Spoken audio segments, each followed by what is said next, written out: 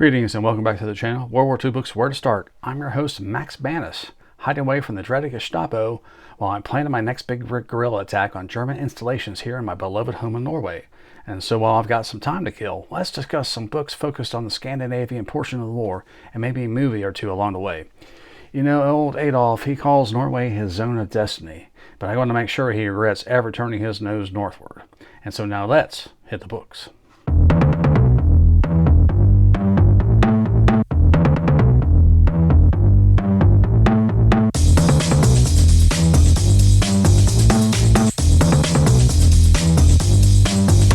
Alright, first up today is The Sinking of the Blucher, The Battle of the Drobak Narrows by Geir Har.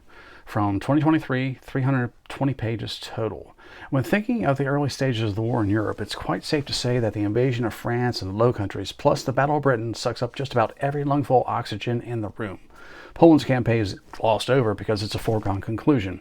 There's no way Germany can possibly bungle that attack, driving into Poland from 3 different axes of attack with a super-secret backup plan on a time delay fuse informed the Soviet Union's subsequent prearranged land grab in the middle of the proceedings. KCL in the West gets all the ink spilled on it for its shock and awe spectacle and the following defiant stand of the RAF against the Luftwaffe. However, preceding this tale of woe, there's a little bit to think about up north. That was the opening act, a special guest, before the headliner hits the stage. And that opening act was named Weserübung, or Exercise Weser. A bold, extremely risk-laden plan to invade both Denmark, the easy-peasy lemon-squeezy part of the plan, and Norway simultaneously. The idea being to gain control of all 6 major ports of Norway and the capital city of Oslo, beating the British to the punch. The reason? Not only to protect the trade for the Swedish iron ore that had to pass through Norwegian ports for part of the year due to ice in the Gulf of Bothnia, but also to deny the British overland links to Finland and gain valuable oceanfront property based their U-boats far closer to the convoy lanes of the Brits. And well, let's be honest, to pay the Norwegians back for their less than pure adherence to the tenets of neutrality, but more on that later. The title here is a bit disingenuous. Yeah, he does get around to the sinking of the Blucher and the very brief battle that did her in, but the bulk of this book has a far larger scope. The planning of Weserübung, its rationale, and how its opening stages were carried out, beating the British to the punch, as well as the expected follow-up sections on what the Germans got out of Norway, and was it worthwhile in the long run, regardless of the short-term benefits of the invasion. Along the way, embedded well into the core of the tale actually, is the politicking involved. British, German, and Norwegian, heavy on the Norway, hold the France, as you might expect. Har has written a series of books focused tightly on the war in Norway and the seas surrounding it, and this is my first foray into his universe. Let's say he's rather thorough and quite the rivet counter.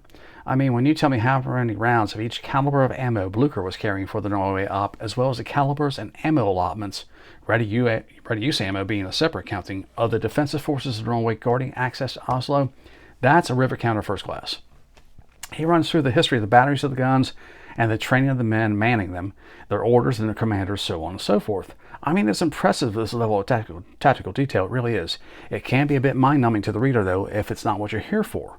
If you're here strictly for the action, you may be let down. It's in here, don't get me wrong. But it's brief, considering the time it took to render Blucher a useless hulk was a matter of a couple of salvos and a couple of torpedoes to get the deed done, and then that's it. That's the action. Norwegian politics was what got me baffled. I don't know any of these names, whether it's the Prime Minister or the chiefs of the various armed forces of Norway, and so these portions were kind of tough to get through. Admiral Henry Edvard Diesen was the man on the spot, and his service was prepared as far as it could be against either British or German aggression, though no one in the government or the higher echelons of the Army or Navy truly believed Norway was on either's menu. They just didn't see any advantage to attacking Norway, though they recognized the significance of the iron ore trade, traveling through their ports and being shipped to Germany. They were of the mind that neutrality would be their shield, and any differences of opinion and policy could be solved through diplomacy. But Nazi Germany's kind of diplomacy, you know, it's not exactly old-world code of honor stuff, no matter how hard the Norwegians tried to convince themselves otherwise. Germany does indeed turn her eyes northward, worried about those ports where the iron ore is transshipped, as well as naval bases along Norway's coast, because the German army had told the Navy quite bluntly not to expect a swift seizure of France, nor to think they would automatically get the Atlantic seaboard ports even if the battle went well. This was in late 39 and early 40, and the Army did not rate their chances of overrunning France as very high. So when Quisling pokes his nose into matters and assures Germans He's got a large political party, and seizure of power would be automatic if Germany only gave him a little helping hand. The thought processes changed, and Admiral Raeder suddenly began thinking what Norway might not be a great runner-up prize. But if his U-boats were to be have any real access to the Atlantic, second best might have to do. And so he puts Theodor Kranke of Admiral Scheer fame to work on the naval transport aspects of a possible invasion. Hitler comes into the situation after the Altmark incident, and he is highly ticked off that the Brits disregarded the laws of neutrality, one, and two, that the Norwegians did not interfere with the destroyer Cossack at all, letting its men board the Altmark and take back their men without so much as a blink of an eye. He calls in General Falkenhorst and asks him about the feasibility of invasion. So Falkenhorst goes to a bookstore and gets himself some tourist guides of the country and scribbles up a plan and reports back in a few hours. And quicker than you can say, bingo was his name-o, we're off to Norway. It's just amazing to me that the General Naval Staff dreamed up this transport plan and no one, and I mean no one, thought, hey, this is pretty damn stupid to throw a heavy cruiser, Blücher, and some Panzerschiff, the Lutzow, plus light cruiser Emden, loaded with troops and equipment, up a narrow waterway commanded by gun batteries and torpedo tubes with the unknown possibility of minefields on top of that. No one stepped outside for a smoke break and said, hey, wait a sec, that's two of our heavy surface units being used to haul army troops. Maybe that's not such a bright idea. And if everyone said hell with it, let's do it anyway, why on earth did they not use their life forces, the R-boats, to probe ahead for some recon and draw out those defenses? I simply just don't understand why anyone thought this was a great idea. Haar is at pains to talk up the German belief that their notion was that Norwegian resistance would be a token effort only, that Norway was in fact quite eager to be taken over by Germany to save them from the clutches of the British. That certainly leads to a bit of blind spot through arrogance. It does not mitigate a shipboard plan to land troops in the capital city containing the seat of government, its military HQ, and communications hub for the entire country. You kind of need to give this maneuver a thorough think-through. There appears to have been no concern over the potential to get hold of the Norwegian merchant fleet, a crucial resource if the Allies got it, and equally valuable for Germany to deny them that asset. Added to this salad bar of stupidity, political considerations for the occupation and gaining the cooperation of the population were not given any attention at all beforehand, nor was a cover story dreamed up for the reason to attack Norway. He didn't mention it, but I highly doubt with this scattershot approach to the situation anyone said, hey, something's not quite right with this plan. How about we do some wargaming, roll some dice, and check out our assumptions before we jump into this mess? But away they go, and despite the loss of Blücher and a few hits on Lutzow, it could have been much worse. The Germans successfully occupy Norway with a nod to combined operations thrown in courtesy of an air landing operation the Luftwaffe managed to perform at the Oslo airport. The Germans had just enough troops initially to hold the city until the second wave of troop convoys could reach Norway, not without some losses from British subs. And for insult to injury, a British sub puts a torpedo into Lutzow on her way home, and she nearly founders, down by the stern with a prop blown off and drifting. The King of Norway flees to England along with the government intact and unknown to the Germans, another blunder, and the population is stirred into resistance that gradually becomes a security headache for the Reich in the ensuing years. For the sake of throwing a little bit of mystery and suspense into the tale, he gives us a tale of one of the high naval officers of the operation who survived the sinking and went back to Berlin to report on the loss before being ordered back to Norway. He takes an aircraft rather than a ship, and the aircraft disappears. No remains are found, and the speculation is that he was offed by the regime as punishment for such a glaring failure. But he then solves the mystery by saying an aircraft flew over Oslo harbor very low, matching the time this officer's plane might have reached the city, and in a dense fog and bad visibility it crashed. It's kind of silly to stick such speculation in here, but it livens up the text a bit, so I didn't mind the aside too much. I rated it at 3 stars. It's in translation. Some of the text appears to be too dense, and the pace is a bit sluggish, mired in some tiny aspects that could have done without glossing over. But as an intro to a detailed examination of the Norwegian campaign, I find it very illuminating, and I will certainly read more of Haar's books about Norway operation.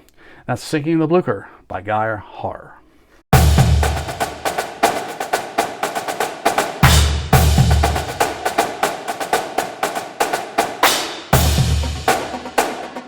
Alright, let's talk some movies before we move on to the next feature. First up, 12th Man, adapted from the We Die Alone book by David Howarth. A pretty good survival movie. Narvik, okay, needs more war. Arctic Convoy, Arctic Convoy, okay, loosely following the PQ-17 storyline, but not explicitly. It's got some A-team silliness that spoils what tension there is. Could have been a lot better. Into the White, not okay. Ron Weasley in World War II, just not getting it for me. Max Manus, good start, but it fades into dull. War Sailor, the best by far, a 3-part miniseries that explores the mental effects of war on merchant ship's crew. I think it's fantastic. And Dead Snow. Nazi zombies. I just don't get the fascination with the genre, but before we get to the undead, there's heavy drinking in a winter ski cabin, an outhouse, and shall we say, an unsavory act that might sour your stomach. It certainly did mine. Yuck. All right, so let's go just east a bit to another land of ice and snow and trees. Plenty of trees, by the way. That's Finland. And we got Mannerhehim, Marshal of Finland by Heinrich Meinander from 2017, 320 pages total. The Marshal was born into a family of nobility with several siblings in 1867, and he grows into a typical wild child of nobility, not excelling in any school, and eventually given the heave-ho, whereupon he goes to Russia to serve in the Tsar's horse guards, which was what he wanted as a career rather than anything his family name might attain for him. Speaking Swedish, Russian, French, German, and English, he's also known for his exquisite calligraphy, which appears to have been a highly praised skill for the Irish in that era.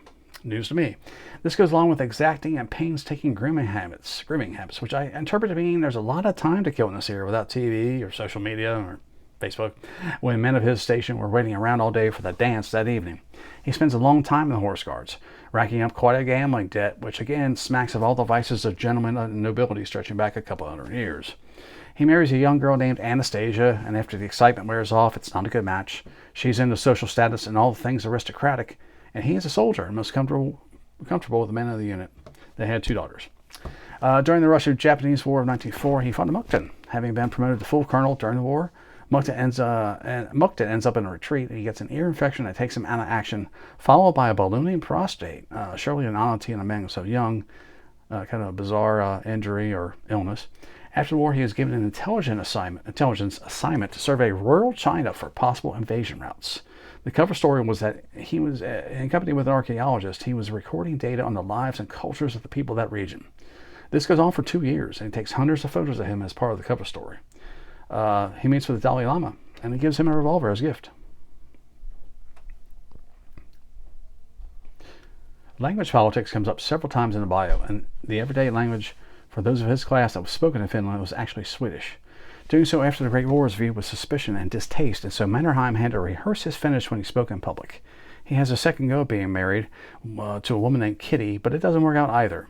After the war and the civil war within Finland, with his own brand of Reds versus White, which some quarters earns him praise and in others gets him labeled as a butcher, he has gifted a sizable lump sum of cash as thanks by the state. But he's actually only given the monies from the interest earned and never permitted to steer the investments for this trust fund, but allows him to live quite well in a very nice house as reward for keeping Finland free of the Soviet terror state after the Great War was ended. There's a lot of material in interwar years, but most of it didn't stick with me, honestly. The author's fine, but I will also say he's a bit snooty. He is the former curator of a Mannerhehim museum, and as such, he has very definite attitudes about which biographies meet his rather puritanical and correct standards. Not surprisingly, he tells us most of them come short, and thankfully, Heinrich Meinander is on hand to put the record straight.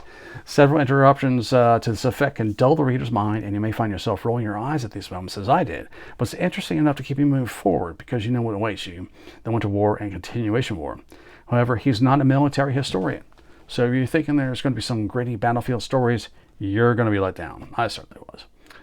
It's interesting to note that the Third Reich was really grateful for the assistance Finland gave them on the Eastern Front, but there remains a debate to this day concerning whether the decision by the Finns not to advance all the way to Leningrad doomed the German northern offensive or not. Hitler visited Finland prior to the Summer 42 offensive and his version of a charm offensive, designed to bolster Finnish participation with big promises of huge victories yet to come. It's also interesting to note that Hitler, for once, perhaps only one of a handful of times, did not try to browbeat Mannerhehim or go into raging tantrums over some paltry little dispute. The Marshal was a man he could not intimidate, and I think he knew it, and thus he didn't dare try. Even when Finland opted out of the war late in the proceedings, there was plenty of grumbling in the Reich Chancellery, but there was no retaliatory terror bombing of Helsinki, nor was there a complete takeover of the country as he did when Italy flipped sides.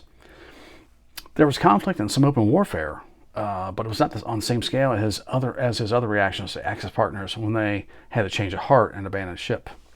As to the summer 42 visit, apparently some of the conferences were tape recorded, and much later, Bruno Ganz used these tapes to help him with voicing his version of Der Fuhrer in the movie Downfall. And if you haven't seen that, let's just say Ganz is the best Fuhrer we're ever going to have. No contest. It's kind of surprising that Stalin doesn't insist on the full military takeover of Finland when they decide to exit the war, and Mannerhehim isn't demanded as a sacrifice to Stalin either. Really amazing when you think how much blood Mannerhehim had exacted from the Soviets in two conflicts. To leave him alone and without any attempt on his life, that's just not the normal Soviet style. It's rather odd.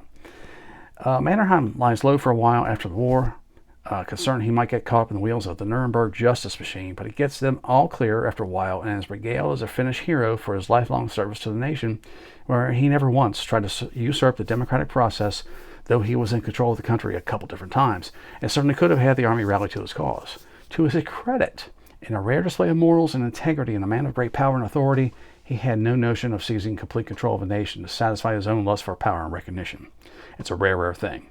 At the age of 78, suffering from ulcers and other afflictions accrued in the long, stressful years of Army command, he yields the presidency. Moving to Switzerland to recover, he writes his memoir and passes away in 1951. There is a movie.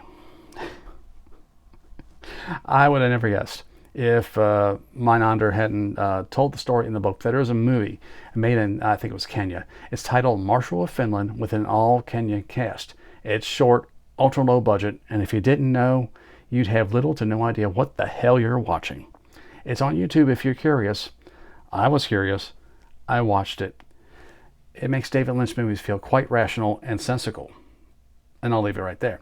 All in all, this bio hovers somewhere between 3 and 4 stars. Certainly an adequate intro to the man, a figure for most American history buffs and likely Canadians and Brits too, that is just on the periphery of the war and doesn't garner much attention or curiosity. I'm very glad I investigated to learn more about the man behind the name. That's Mannerhehim, Marshal of Finland by Heinrich Meinander.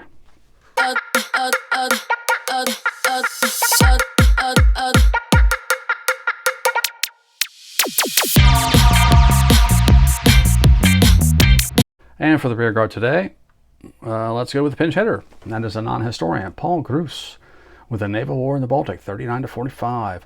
I was captivated by the cover art, quite honestly, and after skimming some reviews on Goodreads, thought, yeah, this could fill some gaps in my knowledge about what was going on in that region, aside from U-boat training, minefields, and Operation Hannibal. After the intro, where he explained the structure of the book and said that the last few chapters were stretched out to cover just the final few months of the war in the Baltic and focusing on Operation Hannibal, my appetite was fully whetted. And I eagerly jumped into the proceedings, despite this guy saying it took 40 years to put this book together. Whoops. That's never a good sign when a dude works on something as a hobby, more or less, for that gargantuan length of time. And I soon have found out the warning siren in the back of my head ought to have been heeded. No, it's not terrible, but it is a survey rather than a close-up recounting of combat actions, almost all of which he skins by rather than diving into.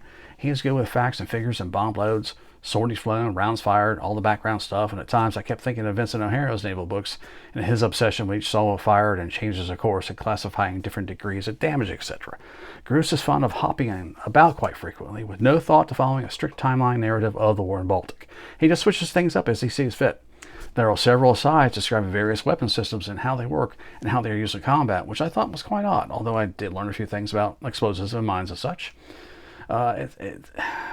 The biggest takeaway from this book is that Sweden, much like Britney Spears, is not that innocent. I've never given Sweden more than a brain cell or two for the entirety of my time reading about the Second World War. All I've ever known is that A, they're neutral, and B, they supply iron ore to Germany, sometimes through the Gulf of Bothnia, sometimes through Norwegian port of Narvik when the Gulf freezes up. That's it. I couldn't have told you the name of the Prime Minister of Sweden or the name of the King. Never crossed my mind to give a damn. But Gruss clues me into their clandestine shenanigans, and it's easily the best part of the volume.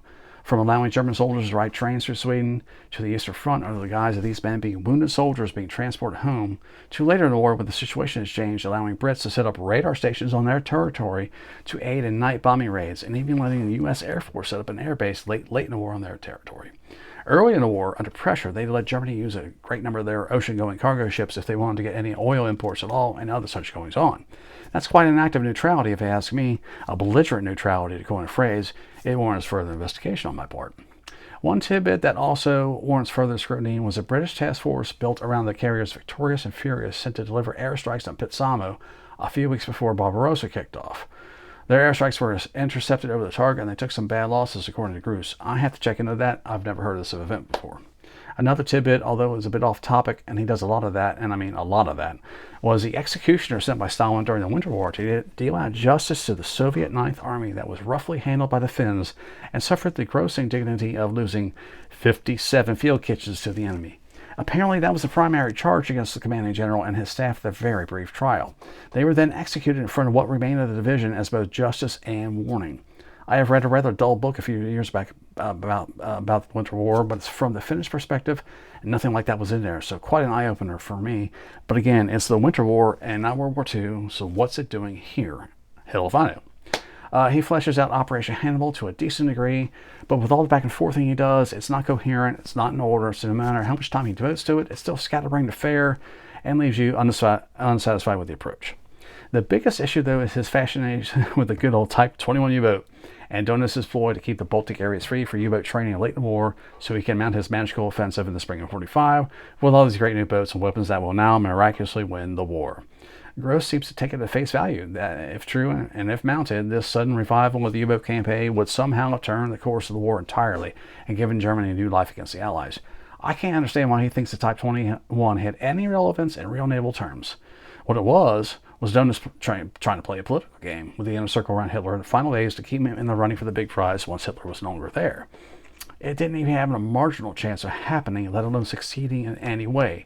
The Allied armies are not only established on mainland Europe, they're carving Germany apart at this point, and nothing U-boat does has any relevance to the Soviet army sprinting to Berlin. There's a lot of wasted pages of ink here, and to be brutally honest, a lack of intelligence concerning this matter. It's kind of a shame. With a co-author, must-have background in history, and a proactive in-house editor, this could have been a very valuable book for a particular snippet of the war at sea. It's clear Gruss needs support and stern admonishment about focus and format of his topic to hammer this thing in the proper shape, and he got neither.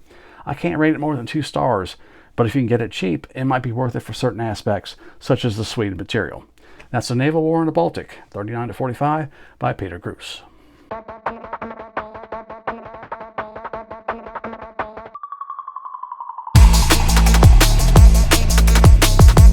Well, that about wraps things up for this excursion into the Scandinavian portion of the war. There's more to say here, of course, and perhaps I'll get back to it at some point in the future.